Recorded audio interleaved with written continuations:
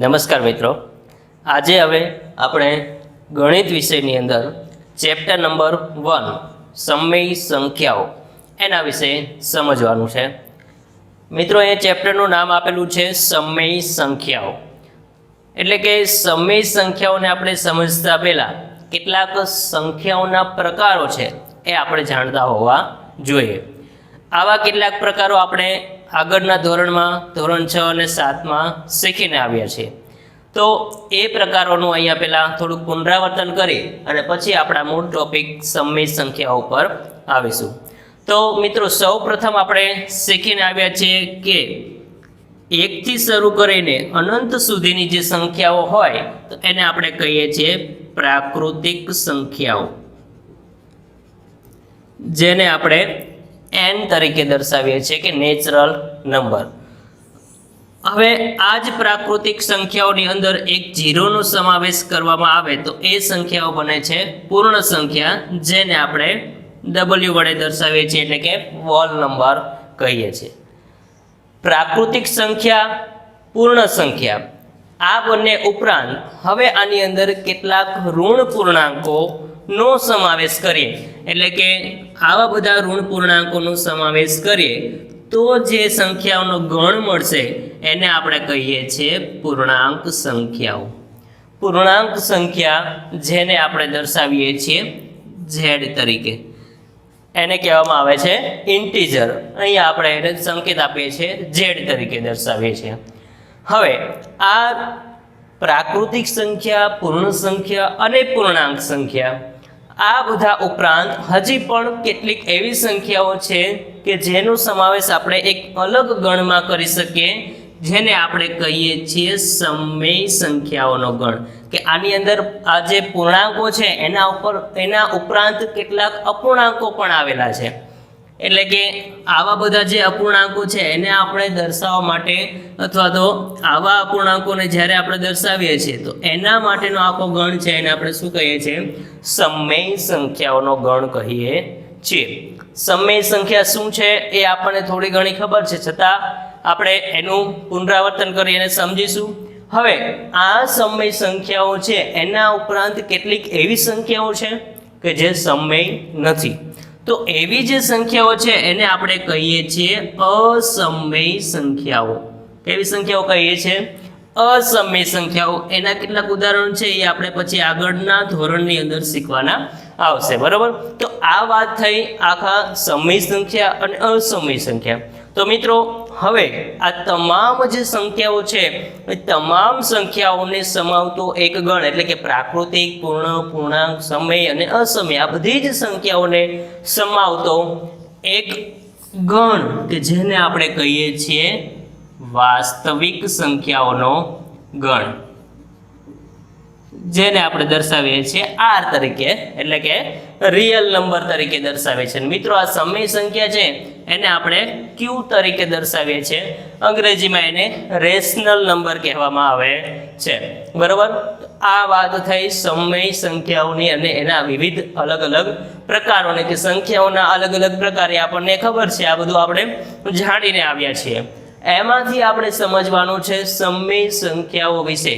અને ધોરણ 7માં સમય સંખ્યાઓનું આખું જે ચેપ્ટર હતું એની અંદર આપણે સમય સંખ્યાઓની સરવાળાની ક્રિયા, બાદબાકીની ક્રિયા, ગુણાકાર, ભાગાકાર, આ બધી ક્રિયાઓ વિશે સમજીને આવે છે. એની વ્યાખ્યા સ્પષ્ટ કરી છે, એને સંખ્યા રેખા ઉપર દર્શાવતા શીખ્યા છીએ.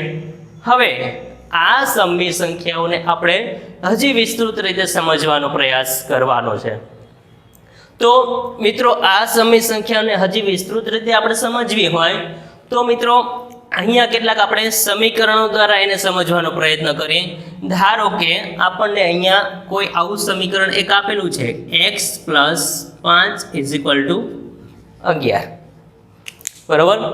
આ સમીકરણનો ઉકેલ જેમ આપણે ધોરણ 7માં સાદા સમીકરણની અંદર કરતા હતા, તો આનો ઉકેલ કરવો હોય તો x ની કિંમત આપણે શું લખી શકીએ?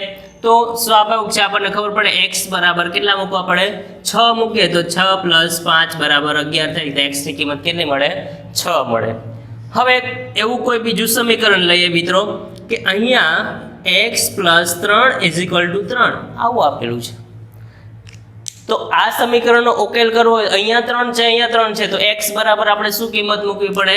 તો x બરાબર આપણે 0 મૂકવા પડે છે. 0 મૂકીએ તો જ એનું 3 બરાબર 3 થશે. તો x ની કિંમત અહીંયા કેટલી મળશે? 0 મળશે. પછી હવે આગળ બીજું સમીકરણ લઈએ. ધારો કે હવે તમને સમીકરણ આવું આપેલું છે x + 12 બરાબર 6. x + 12 બરાબર 6 આવું સમીકરણ આપેલું છે. તો મિત્રો અહીંયા તમે x ની કિંમત શું મૂકશો? અહીંયા 12 આપેલા છે, અહીંયા 6 આપેલા છે. તો મિત્રો અહીંયા તમારે x બરાબર કેટલા મૂકવા પડે? તો અહીંયા આપણે x બરાબર મૂકીશું -6. એટલે કે જ્યારે x બરાબર ઓછા છે એટલે કે ઋણ પૂર્ણાંક મૂકીએ તો આ સમીકરણનું સમાધાન થશે. 12 માંથી 6 જાય તો 6 મળશે. બરાબર. તો આ સમીકરણ ઉપરાંત હજી પણ આપણે આગળ જોઈએ કોઈ આવું સમીકરણ તમને આપેલું છે. તો મિત્રો આ સમીકરણનો ઉકેલ એ કેવી રીતે મેળવવો? તો એ પણ આપણને ખબર છે. 3 ઓલી બાજુ લઈ જઈએ અને 2 ભાગાકારમાં લઈ જઈએ તો x ની કિંમત અહીંયા તમને મળશે -3/2. ઉપરાંત બીજું કોઈ તમને સમીકરણ આપેલું હોય આ પ્રકારનું છે કે 4x બરાબર 7. તો આની અંદર x ની કિંમત શું મળે? તો 7/4. તો મિત્રો આ બધા જે સમીકરણો, સાદા સમીકરણો ધોરણ 7 માં આપણે શીખ્યા છે.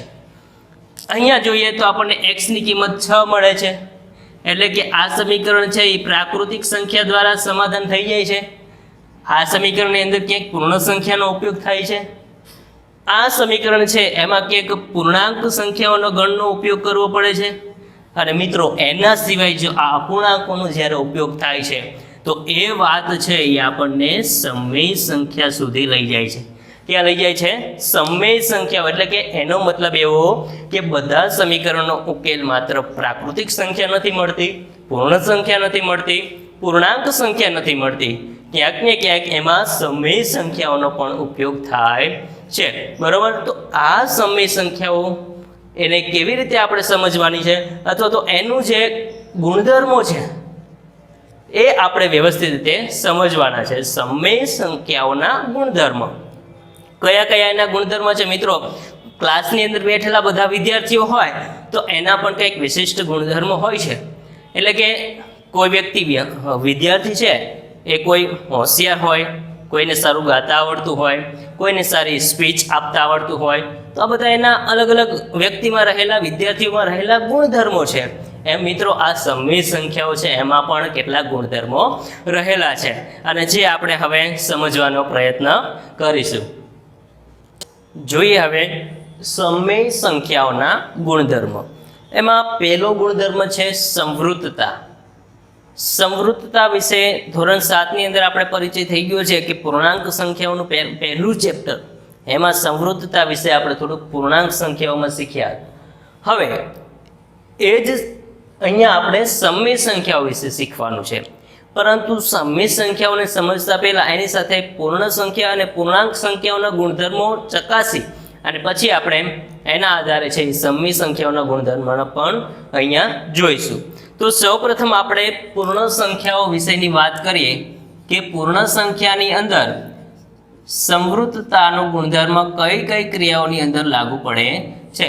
એટલે કે સરવાળો, બાદબાકી, ગુણાકાર અને ભાગાકાર આ 4 ક્રિયાઓમાં કઈ ક્રિયાઓ માટે પૂર્ણ સંખ્યાઓ સંવૃત્ત છે અને કઈ ક્રિયાઓ માટે નથી. તો પૂર્ણ સંખ્યા એટલે આપણા મગજની અંદર છે એ આ ગણ છે, સંખ્યાઓનો ગણ એ આવી જવો જોઈએ. બરાબર. 0 થી લઈ અને અનંત સુધીની સંખ્યાઓ જે પૂર્ણ સંખ્યાઓ છે. હવે વાત કરીએ આપણે સરવાળા માટે. તો સરવાળાની ક્રિયા માટે આ જે પૂર્ણ સંખ્યાઓનો જે પૂર્ણ સંખ્યા છે એ સંવૃત્ત છે કે નથી એ આપણે સમજવાનું છે. એટલે સરવાળો એ શું છે? તો અહીંયા લખીશું ક્રિયા છે.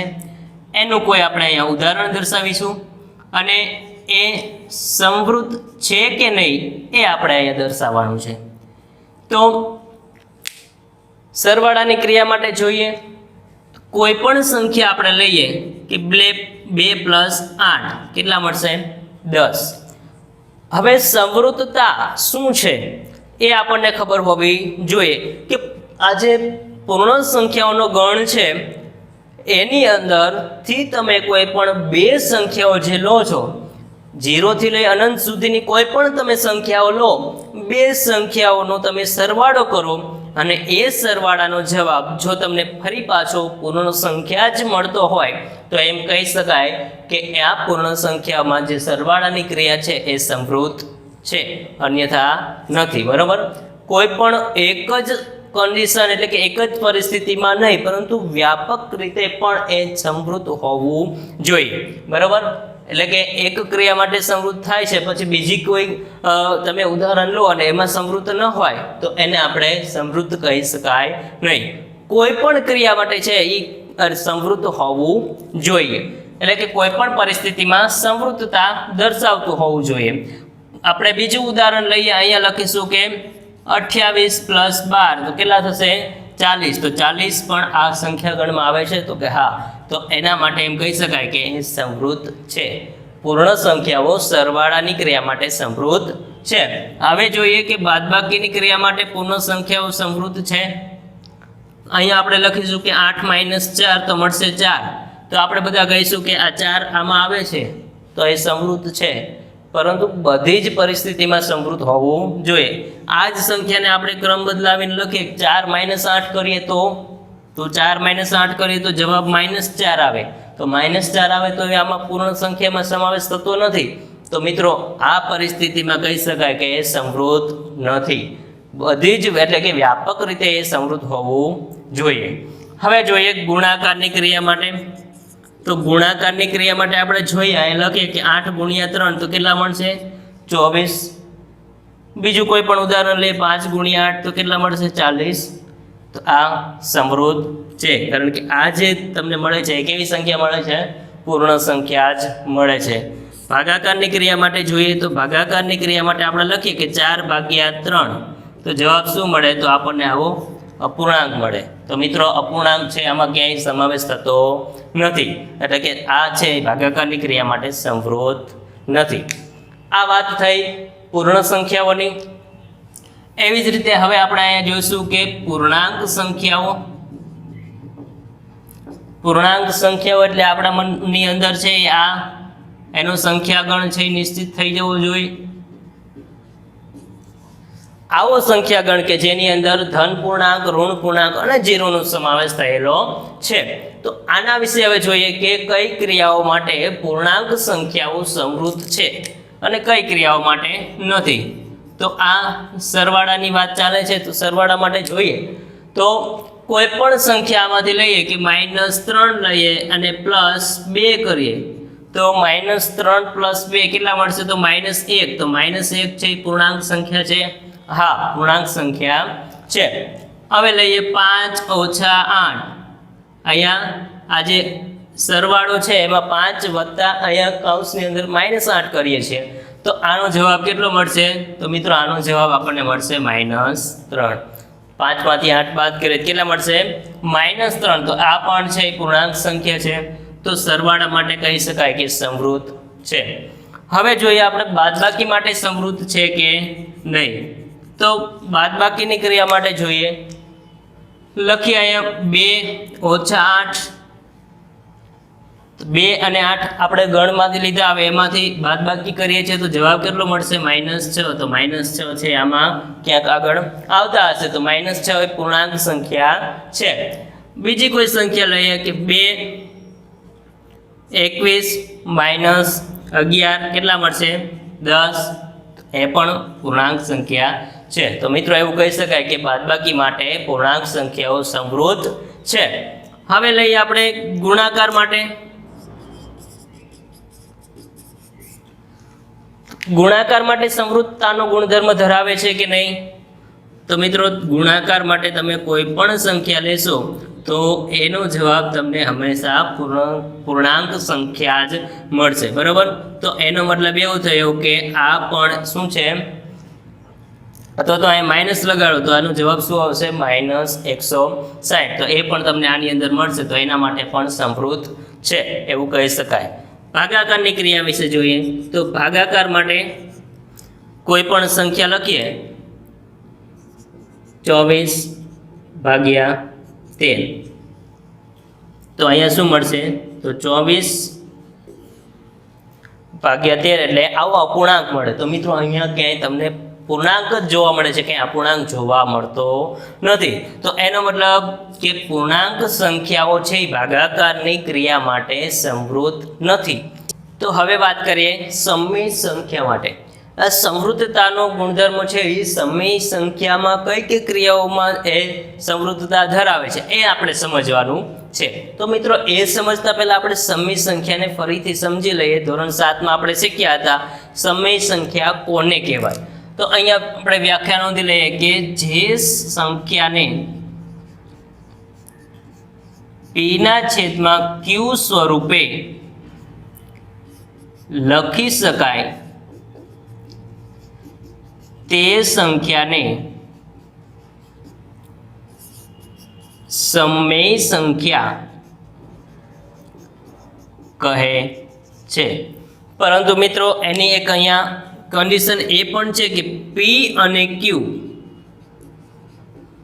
એ કેવા છે તો પૂર્ણાંકો છે અને એમાં પણ q છે એ ક્યારેય 0 હોવો જોઈએ નહીં. તો આ એની કન્ડિશન છે કે p અને q એ બંને છે એ પૂર્ણાંક સંખ્યા ગણમાંથી કોઈ પણ અંક લઈ શકો છો. એમાં q એટલે કે છેદ છે એ ક્યારેય 0 હોવો જોઈએ નહીં. તો આવી મળતી બધી સંખ્યાઓ છે એને શું કહેવામાં આવે છે?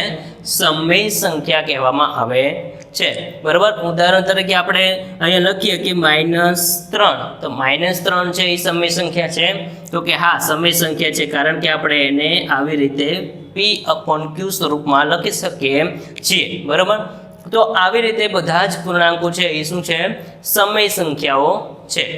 તો હવે વાત કરીએ આપણે આ ક્રિયાઓની કે સરવાળા માટે સમૃદ્ધતા દર્શાવે છે કે નહીં. તો અહીંયા આપણે સરવાળા માટે બે સમય સંખ્યાઓ લઈએ છીએ. મિત્રો હવે આપણે શું લેવાનું છે? સમય સંખ્યામાંથી કોઈ પણ બે સમય સંખ્યા લઈએ અને જો એનો સરવાળો આપણને સમય સંખ્યા જ મળે તો એવું કહેવાય કે સમૃદ્ધ છે. તો આ સરવાળા બાદબાકી ગુણાકાર ભાગાકાર આપણે શીખી ગયા છીએ એટલે આપણે જલ્દીથી સમજવાનો પ્રયત્ન કરીશું. તો અહીંયા આ બંનેનો લસા કેટલો આવે મિત્રો? તો 77 આવશે.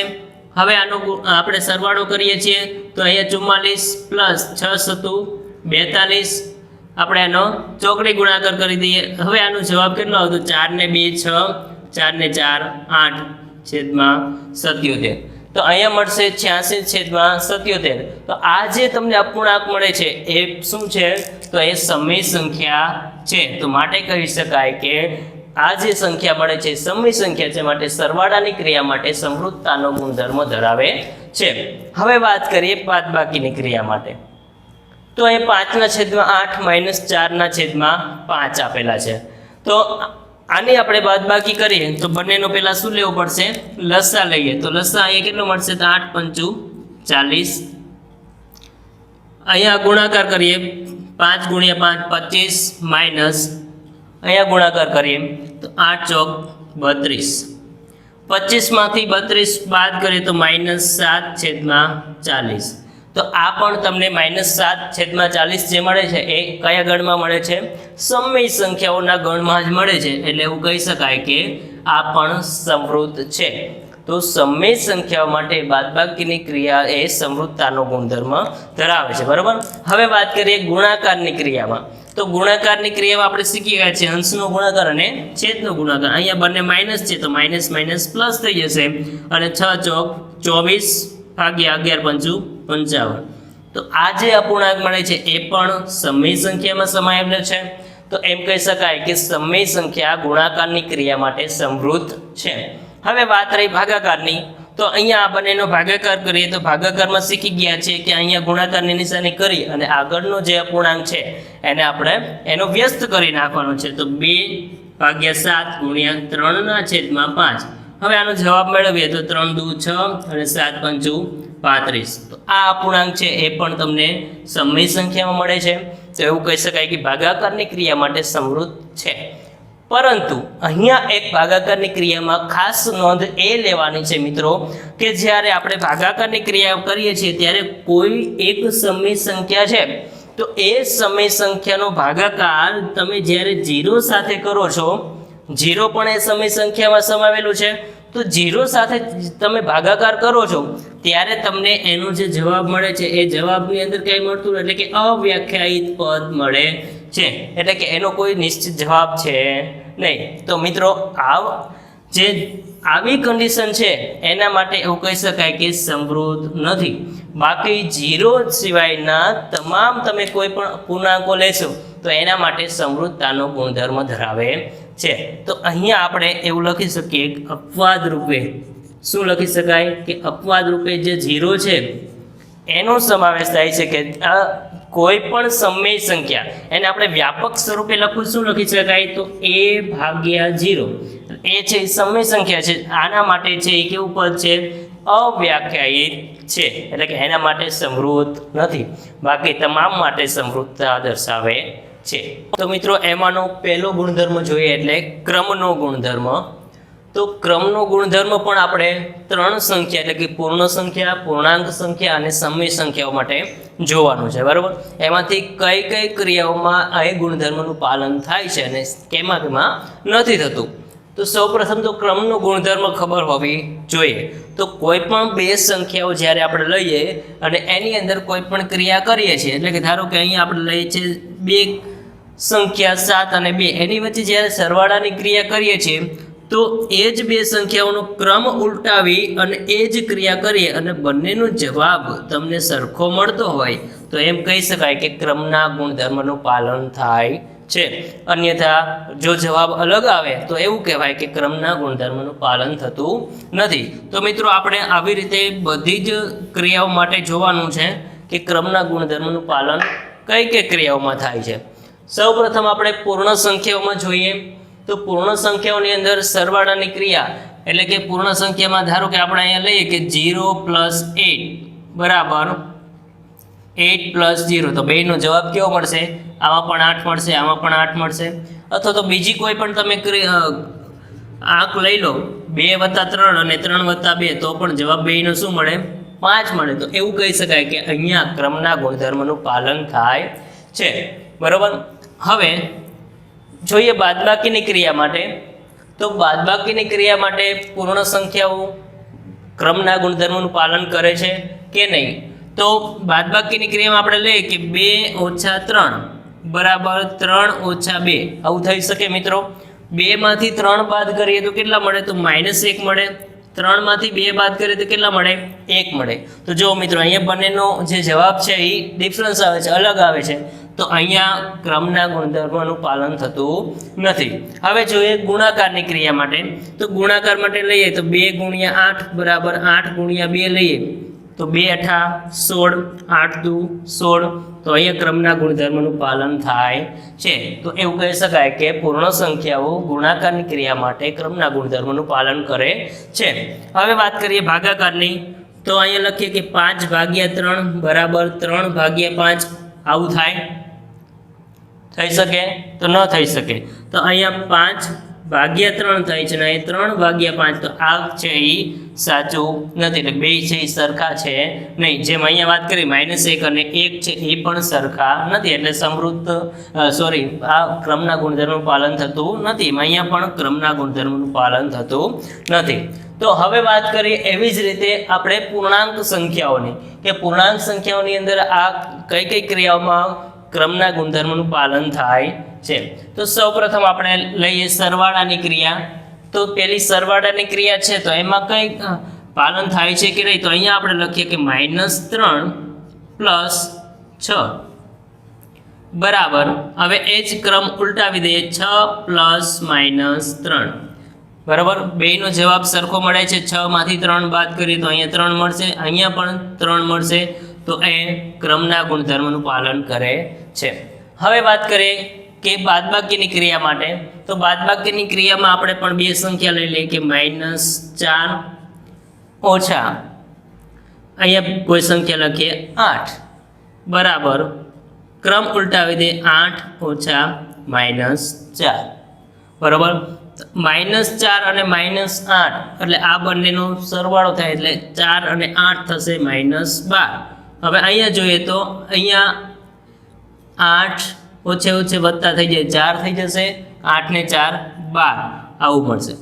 બરાબર, આ એક માઇનસ મળે છે ને એક પ્લસ મળે છે એટલે જવાબમાં ડિફરન્સ મળે છે, તો કહી શકાય કે આ ક્રમના ગુણધર્મોનું પાલન થતું નથી. કઈ ક્રિયા માટે? બાદબાકીની ક્રિયા માટે.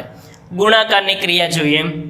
અહીંયા લખીએ -9 ગુણ્યા 8 બરાબર 8 ગુણ્યા -9.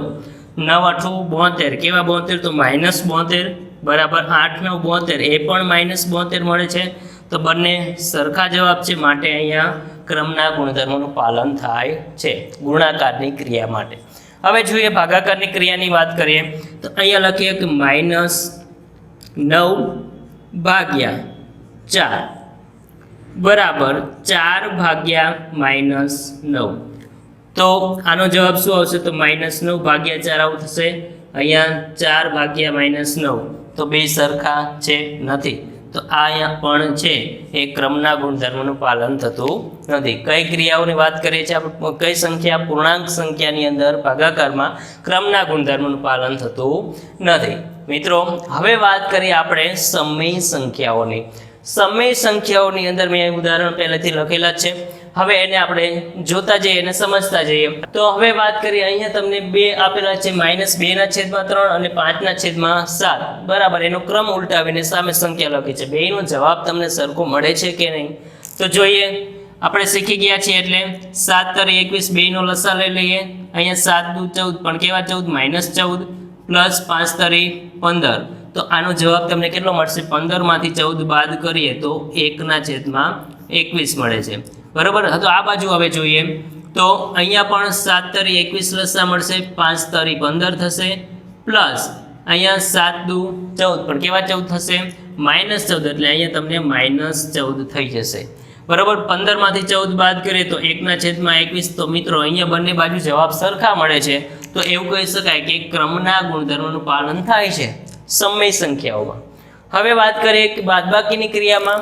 તો મિત્રો બાદબાકીની ક્રિયામાં અહીંયા જોઈએ તો નીચે 1/2 -3/5 એને ક્રમ ઉલટાવેલા આપેલો છે. હવે જોઈએ આ બેનો લસા કેટલો આવે? તો 5 દુ 10. અને અહીંયા ગુણીએ તો 5 × 5 -3 દુ 6. 5 માંથી 6 બાદ કરીએ તો -1/10 મળશે. આ બાજુની વાત કરીએ તો અહીંયા પણ લસા કેટલો આવશે? 5 દુ 10. અહીંયા 2 તરી 6 -5 × 5. તો 6 માંથી 5 જશે તો 1 મળશે, અહીંયા -10. તો તમે અહીંયા જોશો તો આ બંને સંખ્યાઓમાં ડિફરન્સ શું આવે છે? એક ધન મળે છે અને એક ઋણ મળે છે. એટલે કે ક્રમના ગુણધર્મોનું પાલન એ બાદબાકીની ક્રિયા માટે થતું નથી. હવે જોઈએ ગુણાકારની ક્રિયામાં. તો ગુણાકારની ક્રિયામાં અંશનો ગુણાકાર છેદનો ગુણાકાર કરીએ તો માઇનસ પ્લસ થઈ જશે. 8 ચોક 32, 9 સતુ 63 બરાબર. અહીંયા જોઈએ તો 8 ચોક 32, 7 9 પણ 63. તો અહીંયા મિત્રો ક્રમના ગુણધર્મનું પાલન થાય છે. બરાબર. હવે વાત કરીએ ભાગાકારની ક્રિયા માટે. તો ભાગાકારની ક્રિયામાં આપણે ગુણાકારની નિશાની મૂકીને શું કરવાનું છે? ક્રમ ઉલટાવી દઈએ. તો 5/4 ગુણ્યા 7/3. અહીંયા પણ આવું કરીએ કે 3/7 ગુણ્યા 4/5. હવે બેનો ગુણાકાર કરીએ 7 × 5 = 35, 4 તરી 12. અહીંયા જોઈએ તો 4 તરી 12, 7 × 35. તો બે એકબીજાની વ્યસ્ત સંખ્યાઓ સામસામી મળે છે, એટલે કે એ પણ સરખી નથી, માટે એ ક્રમના ગુણધર્મનું પાલન થતું નથી. જો તમને જવાબ સરખો મળે તો જ કહી શકાય કે ક્રમના ગુણધર્મનું પાલન થાય છે. ક્યારે? તો બંને સંખ્યાઓનો ક્રમ બદલવાથી જવાબમાં કોઈ જ ફેરફાર ન થતો હોય તો એ ક્રમના ગુણધર્મનું પાલન કરે છે, અન્યથા એ પાલન કરતું નથી. બરાબર. આ વાત થઈ સમય સંખ્યાઓની. તો પૂર્ણ સંખ્યા, પૂર્ણાંક સંખ્યા અને સમય સંખ્યા આ ત્રણેયની અંદર આપણે જોયું કે કઈ ક્રિયાઓની અંદર ક્રમનો ગુણધર્મ છે એ પાલન કરે છે અને કેમાં નથી થતું. બરાબર. હવે આપણે આના પછી જોવાનો છે જૂથનો ગુણધર્મ.